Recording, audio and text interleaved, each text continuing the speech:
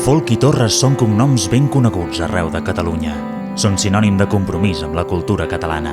En Josep Maria és el popular dels Folch i Torres, perquè escrivia el Patufet, escrivia els Pastorets... Però si aprofundim en aquesta nissaga trobarem molt més que lletres. Abocar-se a estudiar aquest personatge va ser una veritable descoberta. Bona part del llegat artístic del nostre país és fruit de l'entusiasme d'un home que va dedicar la vida a protegir-lo. Ens va fer descobrir el patrimoni, el va salvar i el va reordenar. Un home tenaç, intel·ligent i compromès amb el seu temps i el seu país. Algú a qui Catalunya deu molt i amb qui la memòria històrica ha estat profundament injusta. Les coses en el món prenen forma vivint, i per medi de la forma s'expressen als nostres ulls. L'art és el treball de tria d'aquestes formes reveladores. Va ser historiador, crític d'art i museòleg, va ser l'impulsor i director dels Museus d'Art de Barcelona, però, per sobre de tot, Joaquim Folch i Torres va ser el salvador d'un patrimoni. Els Folch i Torres són una nissaga de lletraferits. Per en Joaquim, que estava envoltat d'escriptors, crear era una cosa natural. Amb només 13 anys, animat pels seus germans, començava a publicar poesies i a dissenyar portades de llibres i contes. No fa gaire que hem canviat de segle i a Catalunya comença a néixer el noucentisme, un projecte de modernitat amb què es pretén construir un país a l'alçada dels més avançats d'Europa. Es vol omplir la ciutat de biblioteques, museus, escoles, oficis d'art. Es vol educar en el civisme. Davant l'hostilitat d'un estat que es nega a introduir ensenyaments d'història o llengua catalanes, es creen els grups escolars i ensenyaments no reglats com els estudis universitaris catalans. Amb 19 anys, Joaquim Folch i Torres comença els estudis a l'Escola Llotja. Obrírem una porta on un rètol deia «Dibujo y composición decorativa». L'aula feia una olor de llapis Faber barrejada amb aigua ras que no he oblidat mai més. Un dels mestres, Josep Pascó, li demana al jove Folch que l'ajudi a fer l'inventari de la col·lecció d'art tèxtil que posseeix. Un altre professor dels estudis universitaris catalans, Josep Puig i Cadafalch, li demana que col·labori en un estudi d'art medieval. Mentre estudiava, Joaquim Folch va començar a fer de periodista a La Veu de Catalunya i poc després va crear la pàgina artística de La Veu. Va ser el primer rotatiu a tractar de forma habitual temes d'art, d'història i d'arqueologia. Des d'aquí va contribuir a orientar el gran públic cap a un camp del coneixement poc estès. L'ideal estètic noucentista defensa la bellesa pública. Per en Folch es podia aconseguir a través de l'art del jardí, de l'escultura pública, de la pintura mural i dels oficis d'art. Entenen clarament que a través de la bellesa pública es pot d'alguna manera educar a la gent. És una època d'il·lusions. Es creen l'Institut d'Estudis Catalans, la Biblioteca de Catalunya i la Universitat Industrial. Però Barcelona és una ciutat pràcticament sense museus. Existeixen algunes col·leccions privades obertes al públic, però sense un criteri científic d'ordenació. És l'arquitecte Josep Pijoan qui impulsa l'organisme que construiria una veritable xarxa de museus d'art a la ciutat, la Junta de Museus. L'any 1912, Joaquim Folch es va presentar a les oposicions per al càrrec d'auxiliar tècnic de la Biblioteca dels Museus.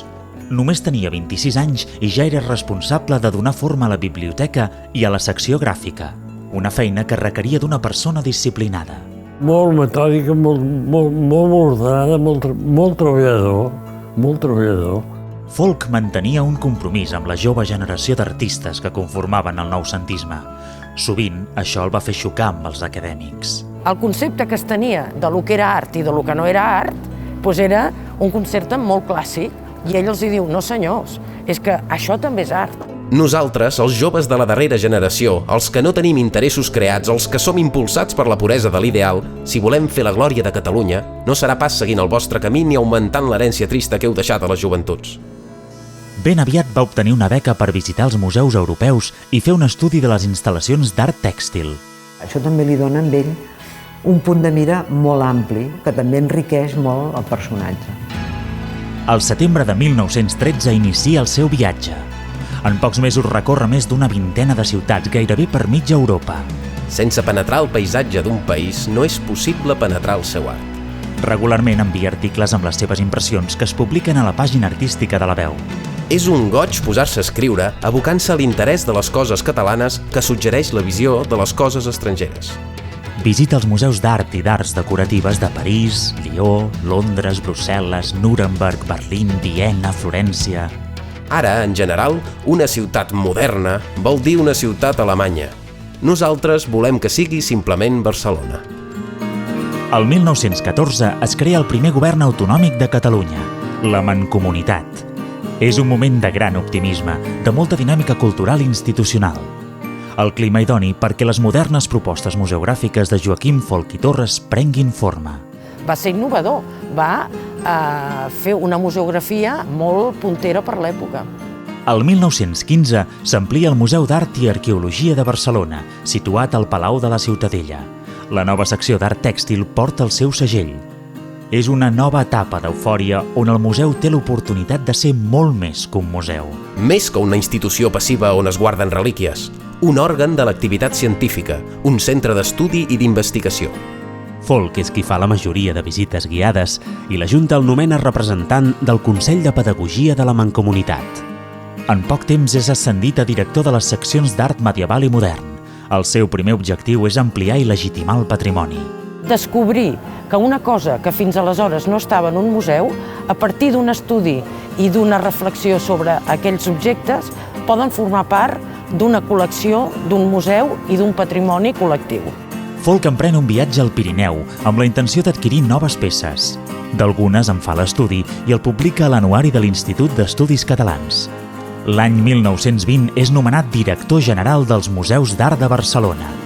Des d'aquest càrrec difondria el museu entre la societat civil i començarien a arribar donatius i adquisicions de col·leccions que fins aleshores no es consideraven valuoses. A vegades aquesta funció legitimadora dels museus pot significar un risc real, perquè finalment acaba posant un preu de mercat als objectes que fins aleshores no ho tenien. Acabada la Primera Guerra Mundial, s'obria un altre conflicte, el del col·leccionisme privat contra el col·leccionisme públic. El camp de batalla era l'art romànic de les esglésies dels Pirineus. Les primeres d'aquestes pintures murals es van fer públiques el 1886. Josep Pijoan, el 1906, i la missió de l'Institut d'Estudis Catalans a la Ratlla d'Aragó van descobrir les altres, en van iniciar l'estudi i van procedir a la seva publicació. Ara el món coneixia les valuoses pintures murals catalanes del segle XII i això les va posar en el punt de mira dels marxants. Apareixen aquí a Catalunya uns tècnics italians que són els que començaran a extreure les pintures murals de les esglésies de la Vall de Boí. Un dia de 1919 se'ns comunicà confidencialment que dos senyors estrangers acabaven d'arrencar les pintures que decoraven l'absis de l'església de Mur. La notícia no arribà a temps i no es va poder evitar-ne la sortida. Sortida del país que cap text de cap llei de l'Estat prohibia ni cap text autoritzava. Figures i pintures queien en mans privades i s'escapaven als Estats Units. Dels dos estrangers vaig saber que un es deia Pollack i l'altre d'Arep. Aquell vespre em vaig presentar a l'hotel on s'allotjaven. Els vaig dir que tenint com teníem a Catalunya un equip de tècnics italians, podrien arrencar els frescos per compte del museu. Que no deixaríem sortir els frescos com ja havien sortit els de Mur. La proposta de Folch es va discutir a la Junta de Museus. El president de la Mancomunitat, Josep Puig i Cadafalch, es negava en rodó a extreure les pintures, però la seva protecció no estava garantida. Vaig considerar que teníem el deure d'aprofitar l'ocasió i deixar per temps millors la bona doctrina arqueològica que vol que les coses restin en el lloc per al qual van ser fetes. Va veure molt necessari que aquell patrimoni formés part per futures generacions del que havia estat la nostra pròpia història en el món medieval. Després de moltes dificultats, finalment va aconseguir els diners que necessitava i el contracte de compra a Ignasi Pollack es va signar el novembre de 1919. 3 setmanes després, s'iniciaven els treballs d'arrencament de les pintures murals romàniques. Joan Vidal i Ventosa era la mà dreta de Folch a Taüll, on feia el seguiment de tota l'operació. Encara som a Sant Climent. Tot l'altar major ja està cobert i l'absidiola està mig rascada. Fa dies que va venir un ajudant del cavaliere Stefanoni, un italià que fa molts anys que treballa amb ell. A les tardes quasi no ve mai. Se'n va casar. L'equip de tècnics italians eren experts en la tècnica de l'estrapo. Franco Stefanoni n'és el responsable i compta amb 2 ajudants. Em preguntes quina cara fa l'Stefanoni en la petició d'ensenyar-me la tècnica d'arrencar pintures? Dec contestar-te que no m'ha ensenyat res. M'ha posat dificultats en tot. Però tinc la gran satisfacció de dir-te que ho sé tot, absolutament tot. Creu-t'ho, és cert? Quan dormien la Mona he regirat baguls. He pres notes. Tinc mostres de les teles, he dibuixat les eines, sé els ingredients, en fi, domino el procediment. Sé arrencar pintures murals. La pintura està continguda en l'arrebossat, fresc o sec, i quan es parla d'arrencar frescos, es tracta de separar del mur la crosta d'arrebossat en la qual està continguda la pintura. Aquesta aventura del salvament del patrimoni va patir tot tipus d'inconvenients, malgrat que es disposava del permís de les autoritats eclesiàstiques. Algunes peces, com el banc de Sant Climent, es van haver d'extreure d'amagat. Fa molts dies que el banc és a la casa on estic. Vaig fer-lo desmuntar de matinada perquè de diferents cantons varen tenir la notícia que de Barruera vindrien a embargar-lo. Demà probablement sortirà de Taüll, amb 8 peces. Mentre es duia a terme l'arrencament de les pintures, a Barcelona es construïen els suports que contindrien els murals, absis i superfícies planes. S'esperaven amb neguit aquestes valuoses obres d'art per poder mostrar-les al món. Però a 300 quilòmetres de distància, els maldecaps de Vidal i Ventosa amb els italians encara no havien acabat. Amic Folk, tinc el sentiment de notificar-te una mala notícia. La nit del 15 al 16 han saltat pel campanar de l'església de Sant Climent i rebentant la porta que comunica amb l'església han arrencat la tela que cobria la pintura de la columna en què constava l'acte de la consagració de dita església. Van arrencar la tela i la van esbocinar en 30 o més trossos, escampats pel cementiri i els jardins. Tots els que faltaven els vaig trobar dintre d'una galleda d'aigua. Suposo que saps que aquestes pintures tocant-los i l'aigua són perdudes per sempre. El que va fer això coneixia el mal que feia. Tinc la completa seguretat que aquest atemptat és una venjança personal de l'Estefanoni. Acabats amb Sant Climent, ara calia començar les operacions a l'altra església de Taüll, però les tensions personals anaven augmentant. De Sant Climent ja estem llestos. De l'absidiola solament ha sortit un fris d'àngels. Però el pueblo no vol deixar treballar Santa Maria si no venen les 6.000 peles. Cada dia crits, amenaces, acaben amb caros amicos i gots de vi. El rector també volia les pintures a casa seva per por de no cobrar. Després de mesos de feina i d'inclemències de tota mena, finalment tot estava llest per marxar. Joaquim Folch i Torres va supervisar el trasllat a Barcelona. La caravana es posa en marxa amb la meva modesta persona davant. 2 caixes cada mul. Tanca la comitiva el meu estimat amic i company Emili Gandia, conservador dels nostres museus, que tant ens ajudà en aquella dificilíssima empresa. Contents tots dos d'haver-ne acabat la part més difícil i de portar a casa aquell tresor que de poc, de molt poc, no se'ns escapa. El 1923 s'inicien els treballs d'instal·lació al Museu d'Art i Arqueologia. L'església de Sant Climent és a Taüll, però també el museu. Santa Maria continua al seu lloc, però el seu interior es pot contemplar a Barcelona. I les pintures de l'església de Sant Joan, avui, també es poden veure al museu, on ara estan segures. El museu ocupa ara un lloc destacat dins del panorama internacional. Joaquim Folch redacta el guardonat catàleg de la secció d'art romànic, que conté el seu estudi dels frontals d'altar, una valuosa aportació encara vàlida a dia d'avui. A més de les esglésies de la Vall de Boí, hi figuren totes les que van ser rescatades en aquest episodi de salvament. Avui podríem dir, existiria aquest contingut del manac que és tan important en la pintura medieval catalana, que no hi ha cap altre museu del món que ho contingui, perquè potser estaria a l'estranger, amb una col·lecció privada. Ara, en l'actual Museu Nacional d'Art de Catalunya, podem contemplar el llegat de Folch, les pintures murals romàniques dels Pirineus.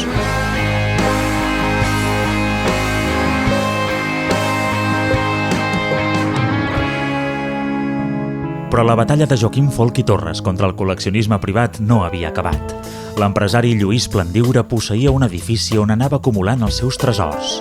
Seguint-me els passos, va adquirir gran part de les peces que jo no vaig poder comprar per manca de diners i dels acords i els tràmits dels quals no pot prescindir cap entitat pública. En una ocasió, la Junta de Museus va interposar un plet contra el col·leccionista en l'afer d'uns tapissos. La confrontació era ferotge, però les adquisicions no dequeien. Un altre conjunt que el director de museus va fer comprar és el de ceràmica de Paterna i Manises. La vicaria, de Marià Fortuny, també ingressava al museu al preu de 300.000 pessetes. No tot havia de ser art medieval. També calia presentar els mestres de l'art modern català. La cultura era el moll de la novella política catalanista, perquè la cultura era, aleshores, i és encara, la clau de l'edifici de la nostra restauració nacional. Joaquim Folch publicava regularment articles, llibres i estudis. Durant uns anys va dirigir la Gazeta de les Arts, que pràcticament redactava ell. Com a professor, Joaquim Folch era titular de la nova Escola Superior dels Bells Oficis, que es va crear seguint les seves directrius. Participava en congressos internacionals, impartia cursets en universitats estrangeres i era membre distingit d'institucions europees i americanes. Però la brillant carrera de l'historiador, crític d'art i museòleg Joaquim Folch i Torres sofriria un revés l'any 1923, amb la irrupció de la dictadura de Primo de Rivera. Els anys de la dictadura van ser foscos per a la cultura. L'Escola Superior dels Bells Oficis va ser clausurada i tot el professorat acomiadat. El 1926, el director dels museus va ser destituït dels seus càrrecs. La raó oficial era que no tenia la titulació corresponent. Tal com deia Puig i Catafalch en un article que aleshores va ser censurat, semblava que en aquell país un títol acadèmic obtingut Déu sabia com encara passava per sobre del talent autèntic d'un home de vocació que havia arribat a excel·lir en la seva disciplina. En acabar la dictadura, el 1930, Joaquim Folch va ser restituït en els seus càrrecs. Aviat arribaria la Segona República i començaria a fer-se el Pla de Museus. A través de la Junta de Museus va fer que l'arqueologia també tingués un paper i ordenar aquest patrimoni gros que estava fins aleshores d'una manera tota conjunta i agrupada, tingués, amb una visió moderna, disciplinar, estigués organitzat per museus d'art, museus d'arqueologia, de col·leccionista, com podria ser el Cau Ferrat. El Cau Ferrat era la casa que tenia a Sitges el pintor i escriptor Santiago Rossinyol. En morir, el 1931, va llegar-la a l'Ajuntament de Sitges perquè hi fes un museu. Dins hi havia tota la seva col·lecció. La Junta de Museus va fotografiar tots els espais per tal de mantenir la distribució originària. L'inventariar, l'estudiar i el catalogar les peces, exigint en la majoria dels casos el mobilitzar-les, podia destruir per oblit aquella topografia primitiva que calia respectar. El 1933 s'inaugurava com a museu, gestionat per la Junta i dirigit per Folch i Torres. El pla de divisió dels museus contemplava el Gran Museu d'Art de Catalunya, el Museu d'Arqueologia i museus especialitzats. A més, aprofitant la disponibilitat del Palau Reial de Pedralbes, es va crear el Museu de les Arts Decoratives. Aquest museu acollirà els objectes que cauen fora de les sèries d'art català, amb les quals tractem de construir el nostre museu central. La intenció era alimentar aquest museu amb donacions de col·leccionistes privats. Cada conjunt nou que arribava es presentava públicament i s'exposava en una sala.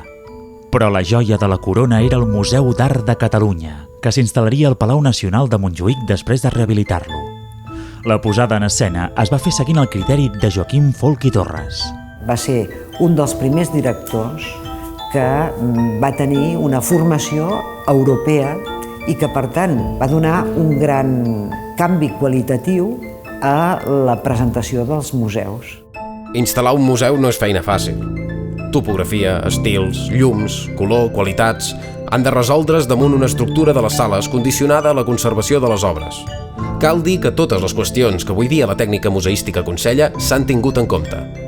En alguns aspectes serà, com a museu, modèlic. L'octubre de 1932 tanca al públic l'antic museu, que s'havia de convertir en el Parlament de Catalunya, i comença el trasllat. Abans de l'obertura del nou museu, però, una nova i inesperada col·lecció privada seria adquirida per la Junta, la de Lluís Plandiura. Els seus problemes econòmics el van obligar a vendre's la col·lecció, que es va valorar en 7 milions de pessetes. L'afer de la compra es va convertir en debat públic, els diaris n'anaven plens. La col·lecció Plandiura ha estat formada de tot allò que el Museu d'Art de Catalunya hauria hagut de comprar i no ha pogut. L'adquisició de la col·lecció es fa per honor col·lectiu i amb honor col·lectiu. I caigui qui caigui. Després de tants esforços arribava aquella enorme col·lecció de 1.869 peces. Finalment, l'any 1934, el nou Museu d'Art de Catalunya s'inaugurava. Era l'acte que coronava 30 anys d'activitat de la Junta de Museus. El patrimoni estava ordenat, sa i estalvi. Però el 18 de juliol de 1936 esclata la Guerra Civil. Esglésies i convents són incendiats i els bombardeigs són un perill real. Ràpidament, la Junta de Museus es converteix en la Comissaria General de Museus. Aquell estiu es recullen i es protegeixen obres que corren perill. Actualmente, entregadas por la Generalidad al Comisario de Museos las principales colecciones barcelonesas, se procede a su numeración y catalogación. Però Barcelona no és un lloc segur. Els bombardejos esfondraven el sostre del Museu d'Art i posaven en perill el contingut. Així que l'octubre de 1936, Joaquim Folch inicia una vegada més el salvament del patrimoni. pren la decisió de traslladar les peces a Olot, un lloc allunyat dels bombardejos. Així s'acosten a la frontera francesa per si algun dia cal prendre noves mesures. L'església de Sant Esteve es converteix en el magatzem del Museu d'Art.